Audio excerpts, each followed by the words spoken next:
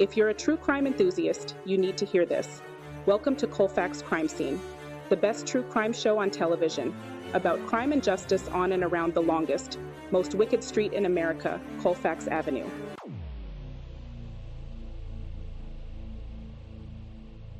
On this episode, we will be profiling the notorious person known as the Colfax prostitute killer, Vincent Groves.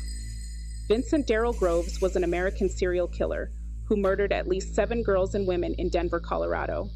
At the time, it was the Denver metro area's longest killing rampage, stretching from 1978 to 1988. His guilt was conclusively proven in 4 of the murders with the help of DNA profiling in 2012, 16 years after his death, which is why his total victim count remains unknown. According to the Denver Police Department, based on circumstantial evidence and a number of testimonies, Groves could have been responsible for more than 20 murders.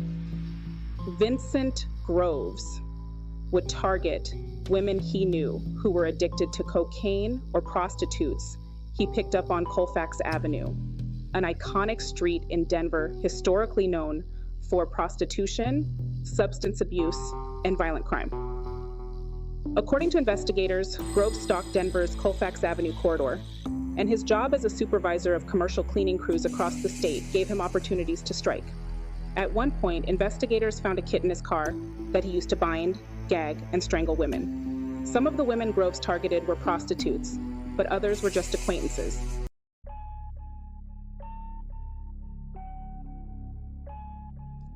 Vincent Groves was born on April 19, 1954. His father was a postal worker, and his mother a teacher. He was the oldest of 3 sons. The family lived in an upper-middle-class neighborhood in the western Denver suburb of Wheat Ridge.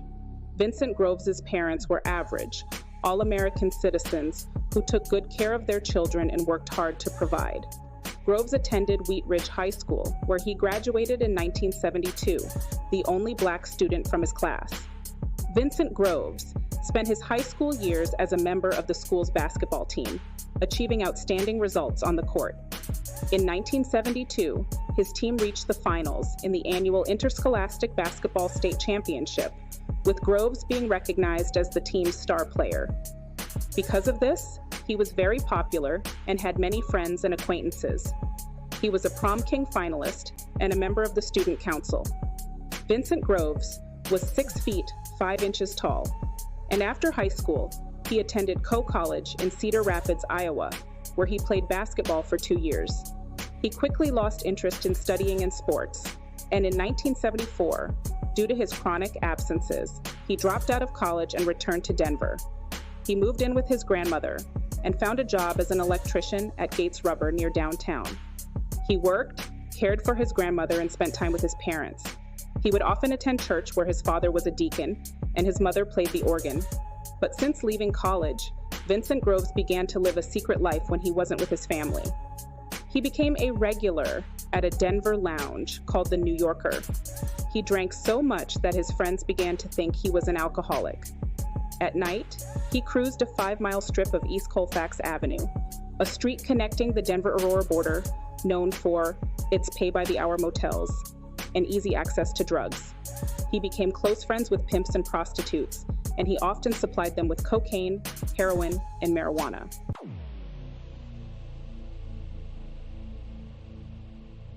At the age of 23, Groves met a 17-year-old girl named Jeanette Baca in late 1977, whom he persuaded to engage in prostitution and became her pimp. On June 11, 1978, Baca's naked body was found in the woodland in Jefferson County. During the investigation, police interrogated Vincent Groves, but he denied any involvement. According to detectives, Vincent Groves' cousin never came out and said Vincent did it, but he corroborated things only the killer could have known. This cousin says that right after the night of the murder, Vincent Groves came back and had black charcoal soot all over his clothes. The murderer burned Jeanette Baca's clothes in a picnic area. Detectives stated they interrogated Vincent Groves for 3 to 4 hours and caught him in hundreds of lies.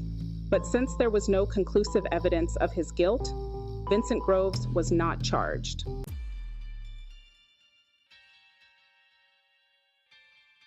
In the summer of 1979, Vincent Groves met 21-year-old Norma Jean Halford from San Jose, California. They quickly started living together. She was last seen in Georgetown, Colorado on August 24, 1979. 2 days later, her vehicle was found abandoned 6.5 miles up Guanella Pass Road in Clear Creek County, where a soldier from the Army discovered her empty car parked on a mountain road. She has never been heard from again. Norma Jean Halford is still a missing person to this day. Vincent Groves then moved to a house in Denver and continued selling cocaine, heroin, and marijuana. By the end of that same year, Vincent Groves became addicted to drugs.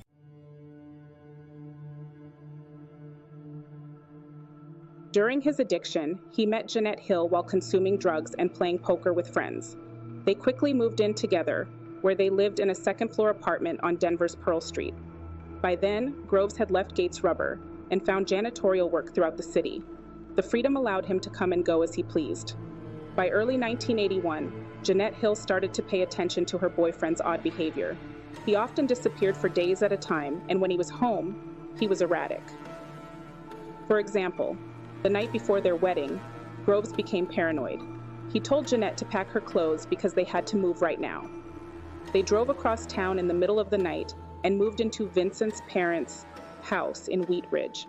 They still got married the next day on March 23, 1981. On their wedding night, Jeanette slept while her new husband, Groves, stayed up and got high.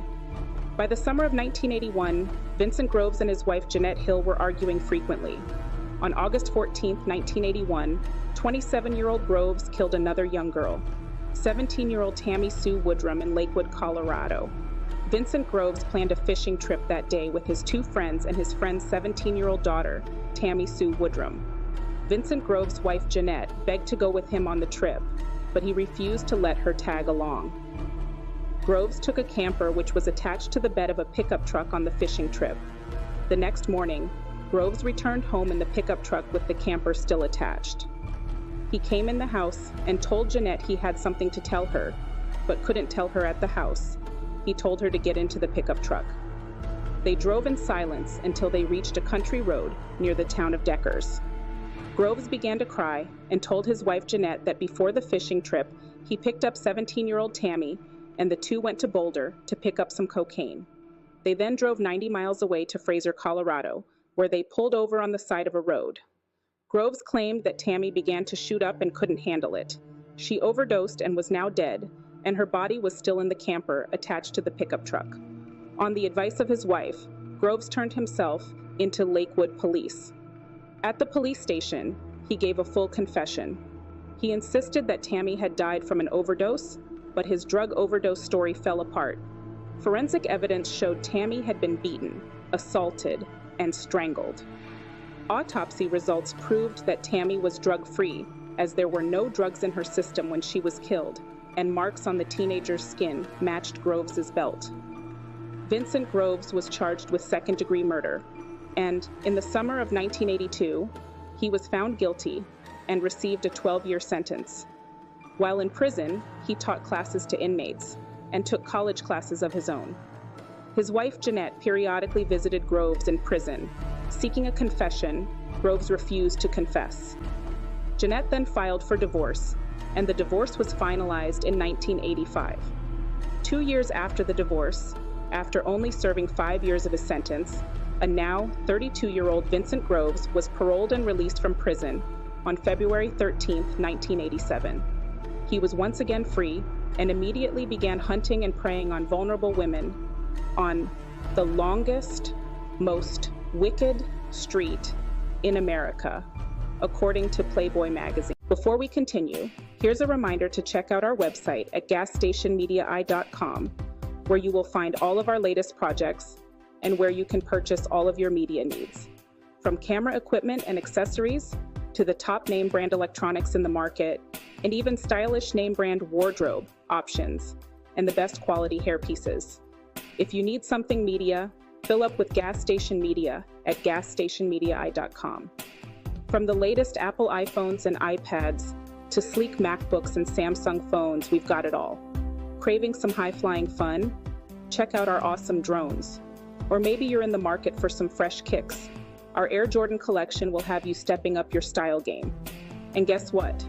Shopping is as easy as a few clicks.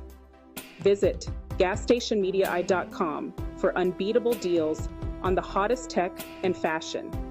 Fill up on the best gear at Gas Station Media, your one-stop shop for all things awesome. Let's get back to Colfax Crime Scene. He returned to Denver, and his family welcomed him with open arms. His father gave him a car, a blue 1978 AMC Concord. He obtained a job as a janitor working at one of the local churches and at a department store. His new job kept him out late at night cruising through the mile-high city. He started frequenting Colfax Avenue again, where prostitution and drug trafficking were flourishing due to social and economic disparity, with the highest crime rates being recorded at that time. His favorite spot was a strip between York Street and an area just beyond the Denver city limits. It was a collective of drive-up motels, drug dealers, liquor stores, and bars. Many young women took a liking to Groves' blue Concorde car. There weren't very many like it on the streets.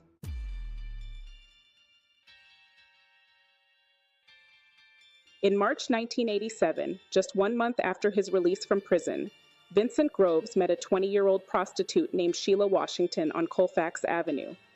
After soliciting and paying $200 for her services, he stopped and purchased $100 worth of cocaine and then drove her to the El Patio Motel on Colfax, where they stayed in room 8. After sharing drugs together, he beat her and started strangling her. According to reports, Sheila recalls the attack as follows. Inside room 8 at the El Patio Motel on Colfax, Groves stripped down to his boxers, and Sheila began to remove her clothes. He told her to stop at her bra and panties. "I like to take those off myself," he said.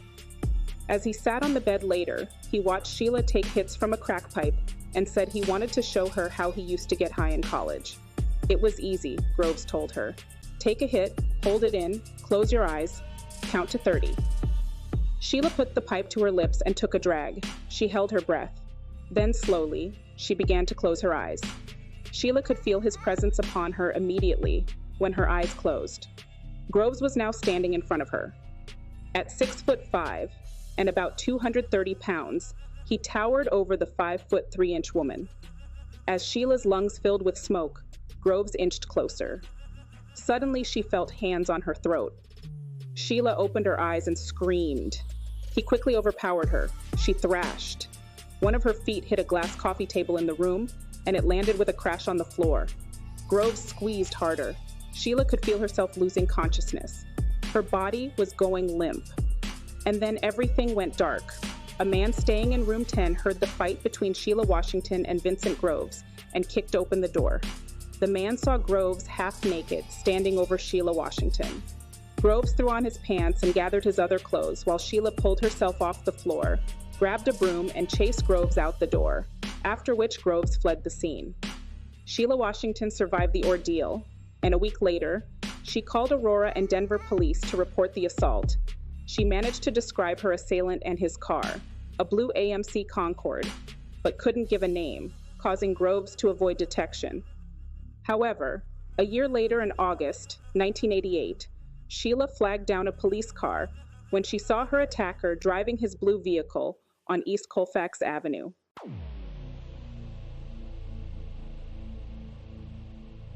On September 1, 1988, police arrested Vincent Groves near the corner of South Colorado Boulevard and East Mexico Avenue on an attempted first-degree murder charge in the Sheila Washington case. He was held on a $1 million bond. Sheila Washington's bravery and efforts led police to connect the dots and investigate multiple recent murders, leading Groves to become a suspect in the murders of more than 20 Denver girls and women, all of whom had been strangled. The investigators found that Vincent Groves was familiar with the victims and was a known drug dealer among the pimps and prostitutes on Colfax Avenue. In some cases, he was documented as being the last person seen with the victims. During the interrogation, he categorically denied any involvement and insisted on his innocence. A blood sample was taken from him and sent off for testing, which would take months to process since DNA technology was not yet advanced. His family and friends were interrogated, including his parents, his new girlfriend, and his ex-wife, among others. His car and apartments were searched, but no incriminating evidence was found against him, and as a result, he was ultimately only charged with the attempted murder of Sheila Washington. During his interrogation, Groves admitted he knew many of the murdered women. He identified a prostitute he'd been with, claimed he knew the killer of another woman, and while looking at a photo of another victim, he was quoted saying to the detectives, "You've done your homework, and it looks real bad for me." Groves also stated they might find hair from some of the murder victims in his car because he frequently picked up women, including some of the murder victims, according to court records. While Vincent Groves was in jail in Denver, awaiting trial for the attempted murder of Sheila Washington, Michael Crawford Wilson was also incarcerated in the same facility. Wilson later told investigators that during that time, he learned from Mr. Groves that Mr. Groves felt he had been put away. His life upended because he killed a prostitute.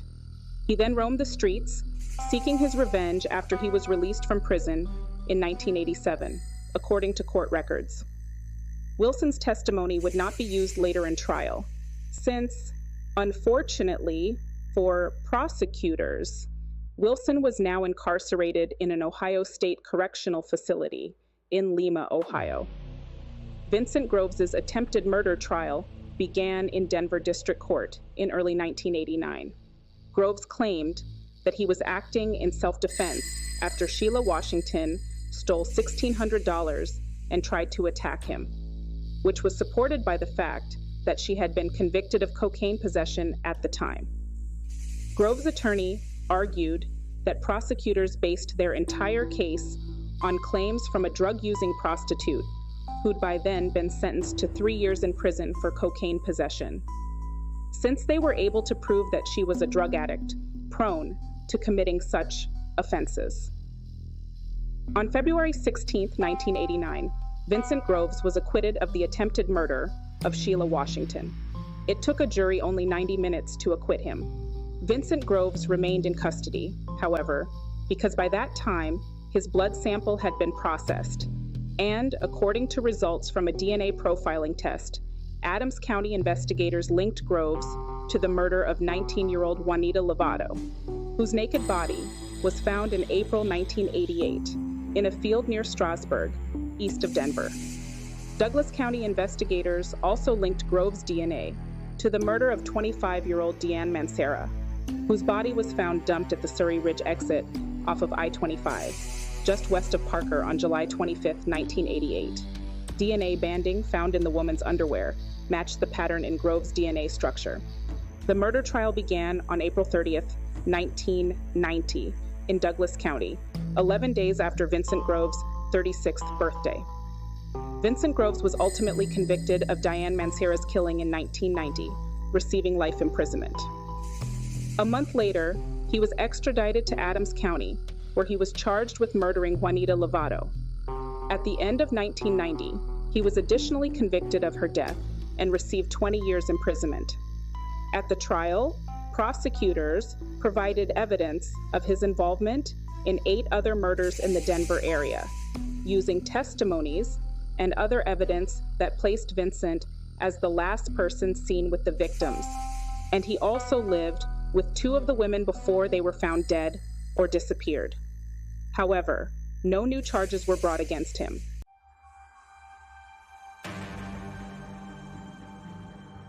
In the early 1990s, Vincent Groves began to have health problems. He was diagnosed with hepatitis C and liver failure. The fast life, drug abuse, and violence of Denver's Colfax Avenue had caught up to him.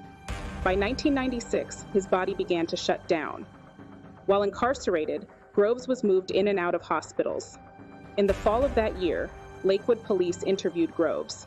They asked about the 1987 death of Zabra Mason, a 19-year-old former honor student from Denver, who missed a job interview the day she was found slumped in her vehicle in a field off West Colfax Avenue.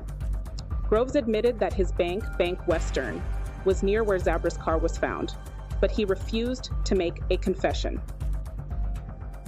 The complications from his health issues led to his death, and he died on October 31st, 1996, at University Hospital in Denver.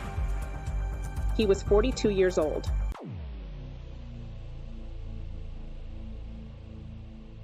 "16 years after his death, in 2012, on the basis of DNA analysis, Vincent Groves' guilt was established in the murder of 25-year-old Emma Jennifer, 23-year-old Joyce Ramey, 20-year-old Peggy Cuff, and 35-year-old Pamela Montgomery. Emma Jennifer was 25 years old, and she was an employee of Warner Brothers Distribution.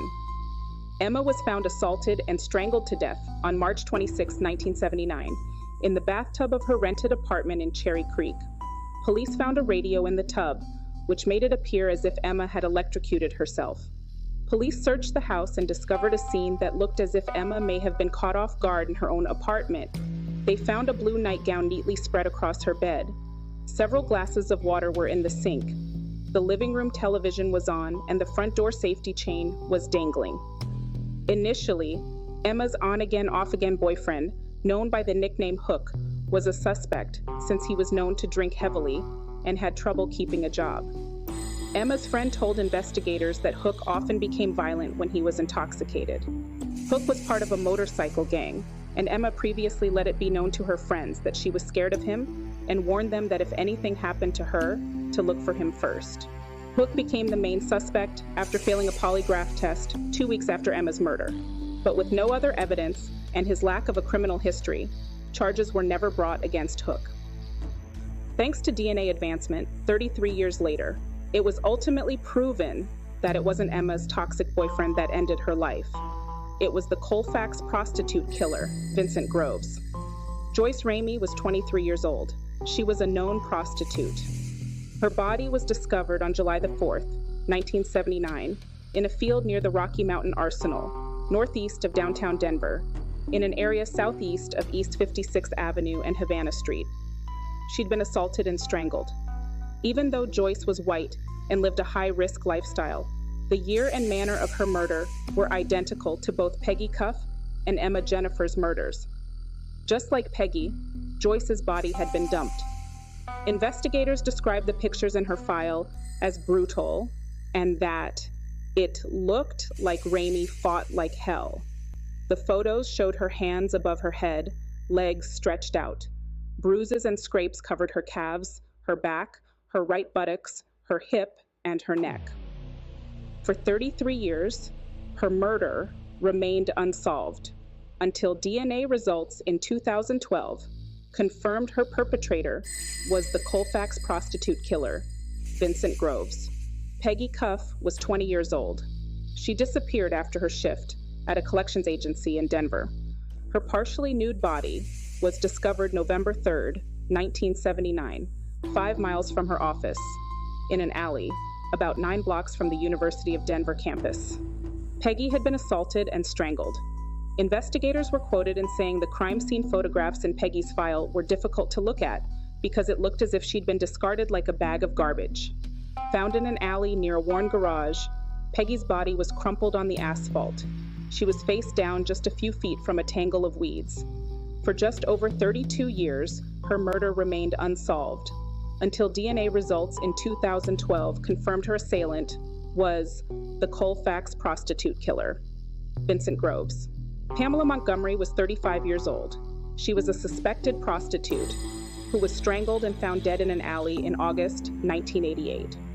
In 1990, during trial, Groves was named as a suspect in Montgomery's killing because during the investigation, a witness was found who identified Vincent as the driver of a car she got into on the day of her disappearance, after which she was found dead. The witness was up before dawn to run in a triathlon. As he was loading his gear in his car, another car pulled up in the alley behind his white brick Park Hill house. He peered over the fence and could make out vague shapes. A blue car, headlights off, a tall black man getting out of it. The driver of the blue car didn't see him and nervously opened the car's trunk. The man lifted out what the witness thought was trash, then in horror realized it was a woman's body. He then sprinted inside to call police as he heard the driver's door slam and the car pull away. It wasn't until 24 years later, in 2012, because of DNA advancement, that Groves was proven to have murdered Pamela Montgomery.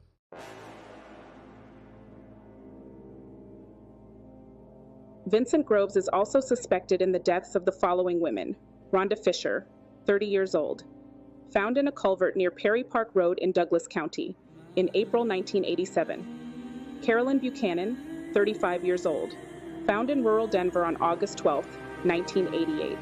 Faye Johnson, 22 years old, of Denver, found on Manila Road in Arapahoe County on January 30, 1988. Zabra Mason, 19 years old, of Lakewood, found in her car in Lakewood in September 1987.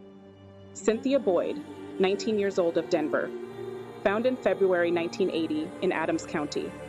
Juanita Mitchell, 25 years old, of Waco, Texas, found in April 1981 in an Aurora motel room. Pamela Morgan, 17 years old, of Denver, found June 2nd, 1981 in an Aurora motel room. Morgan's and Mitchell's deaths were initially linked by Aurora police. Robin Nelson, 25 years old, of Denver, found in a field southwest of Fort Lupton on June 12, 1988. Diane Montoya Mancera, found in Douglas County on July 25, 1988. An unidentified woman found beneath a bridge on Tower Road in Denver on August 12, 1988. In all of these cases, Vincent Groves' viciousness and brutality proved him to be the most notorious serial killer in Denver's history, the true Colfax prostitute killer. Visit our podcast to watch episodes on Spotify and Apple Podcast.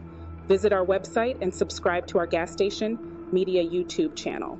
Ring the bell to be notified. Also learning new details about 4 Denver murders unsolved for decades. Cases that Denver police are now calling closed thanks to DNA evidence. The bodies of 3 of the victims were found in 1979. The last victim in 1988. Police now say DNA evidence links all of the crimes to this man, Vincent Groves, who died in prison in the 1990s. 7 News reporter Russell Haythorne just talked to the mother of one of the victims. Russell, her daughter was one of at least 2 women killed in 1998.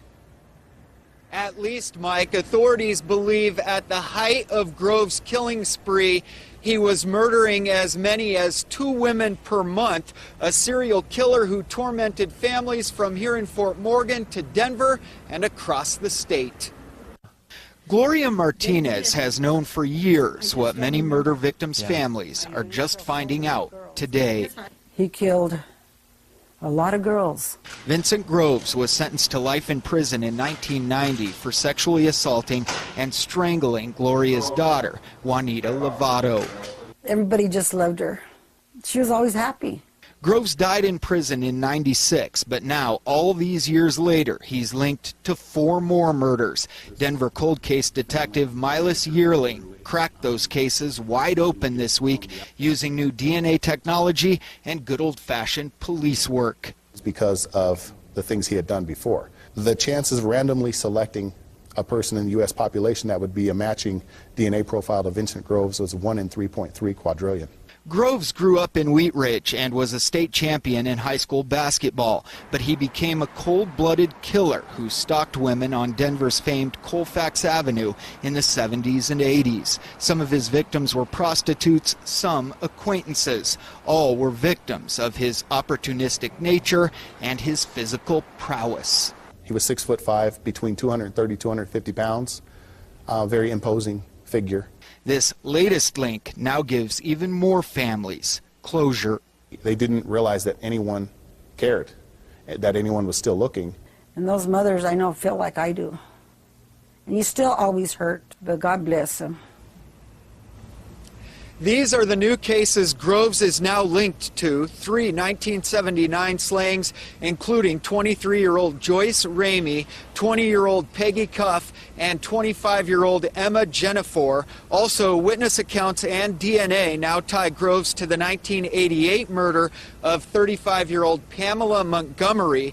Groves' DNA was not in a national database, but rather Lakewood police had it on file from a 1981 slaying, and that's what ultimately helped police put all of these cases together.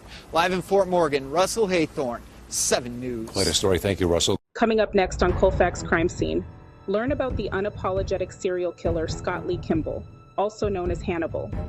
Kimball ruined lives in Denver and across Colorado by defrauding multiple victims and murdering unsuspecting people that he convinced to trust in him, including his own family members. Hear more about the self-proclaimed serial killer, who was also known by another name in the streets, Joe Snitch, and about how during the height of his crime and murder spree, he was also an FBI informant. To stay updated on the latest episodes, subscribe and ring the bell on YouTube at Gas Station Media. The wait is over. The future is now with the new iPhone 16 series. Gas Station Media has the one that fits your needs. From the iPhone 16 standard model to upgrades like the iPhone 16 Pro and the iPhone 16 Pro Max, with Pro models having up to 1 terabit of memory storage and the best cell phone cameras on the market with Super Retina XDR displays, and up to 2,868 by 1,320 pixel resolution at 460 ppi. This phone is the hottest on the market. It's perfect for students, business owners, entrepreneurs, and professional content creators. The iPhone 16 series is not just a talking device. It is a personal computer and professional content creation machine all in one. Shop at our website to get your brand new iPhone 16 and all of your iPhone accessories like new Apple AirPods or a new phone case today. Here's a reminder to check out our website at gasstationmediaeye.com, where you will find all of our latest projects and where you can purchase all of your media needs. From camera equipment and accessories to the top name brand electronics in the market, and even stylish name brand wardrobe options and the best quality hair pieces. If you need something media, fill up with Gas Station Media at gasstationmediaeye.com. From the latest Apple iPhones and iPads to sleek MacBooks and Samsung phones, we've got it all. Craving some high-flying fun? Check out our awesome drones. Or maybe you're in the market for some fresh kicks. Our Air Jordan collection will have you stepping up your style game.